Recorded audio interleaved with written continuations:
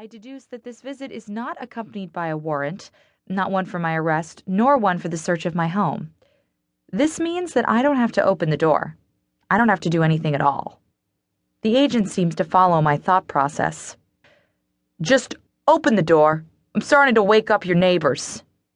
Sure enough, I hear the chain and latch of the door of my elderly neighbor, Patrick, a sweet man in precarious health who always stops to ask me how I am doing.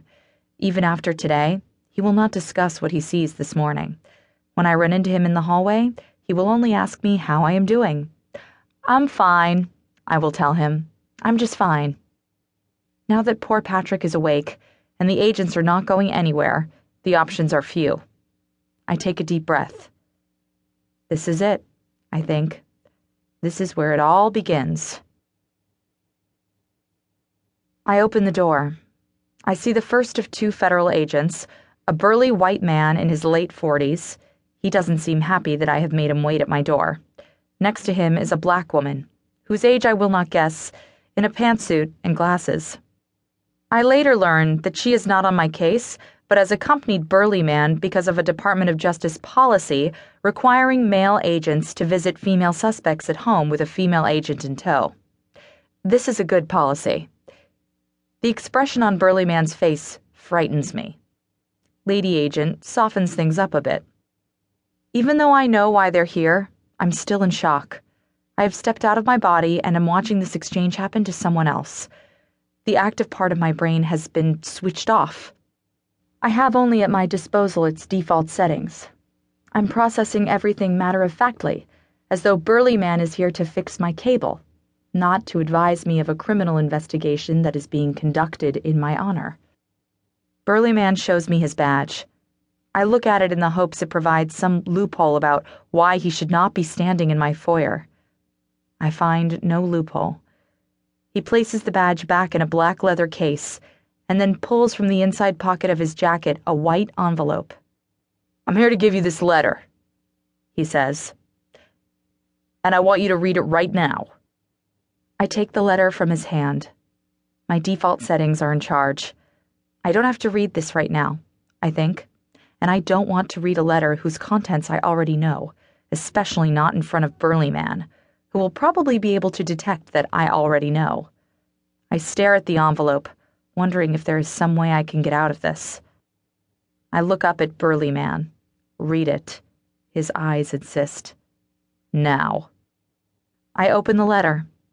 It is a target letter. As I read, I imagine a faint bullseye appearing on my forehead. The letter is written on stationery for the United States Attorney's Office for the Southern District of New York. The letter, addressed to me, states its method of delivery as by hand.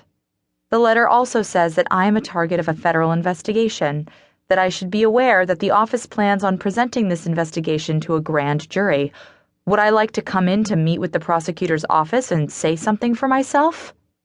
Or would I prefer to be indicted? Sincerely, some prosecutor. As I read the letter, I do not react to its contents. I am mindful that Burly Man is watching me closely. Lady Agent, on the other hand, appears to be somewhat disinterested. I see her looking around my apartment as though she is hoping something better will grab her attention. I hand the letter back to Burly Man. "It's for you," he says, as though bestowing a gift. "Keep it." "Okay," I say. "Do you have anything you'd like to say about the letter?" he asks.